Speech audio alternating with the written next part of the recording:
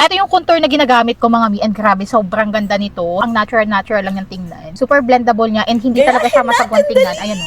So, diniretso na lang nalagay na ganito. Manipis lang.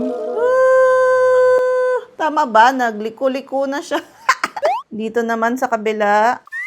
Hindi ako nagsasalita kasi baka mapaling ko. Yung iba naglalagay sila dito, parang may pa-shadow daw dito. So, wala akong nakalagay pala sa face ko ha, except yung sa aking invisible powder na eto, kanina pa ako nag-apply nito. Tsaka yung aking eyeshadow at lipstick. So, gananon-ganon lang niya. Binlend niya sa kamay niya habang nagsasalita. Girl, ang galing mo, Ma'am Neri. Ang galing niyang mag-contour. As in, nagdadadada siya, tapos na-contour niya na ng bongga. Ako, ang kinalabasan, dapat pala hindi ko pa muna nilagay yung sa gitna.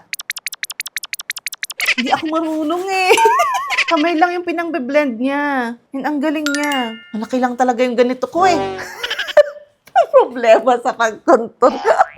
Parang nabura ko. Ito, nagstay siya. Wait lang. Ulit, pero manipis lang.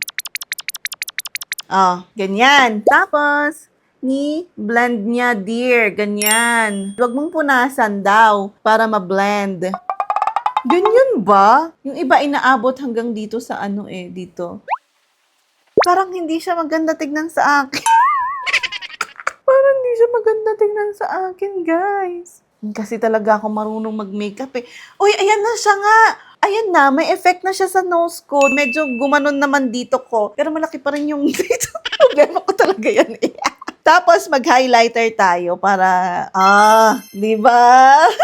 Dito, konti lang para hindi naman OA na OA tayo. Hindi naman tayo naka-makeup ng ano sa tingin ninyo? Okay ba? Hindi kasi ako marunong. So, ito yung gamit ni Madam Choco, yung kinuha ko din. Kasi sabi niya Choco yung kanya. So, Choco din yung kinuha ko. If you want this, guys, parang nabangking ko pa dito yung agungkon.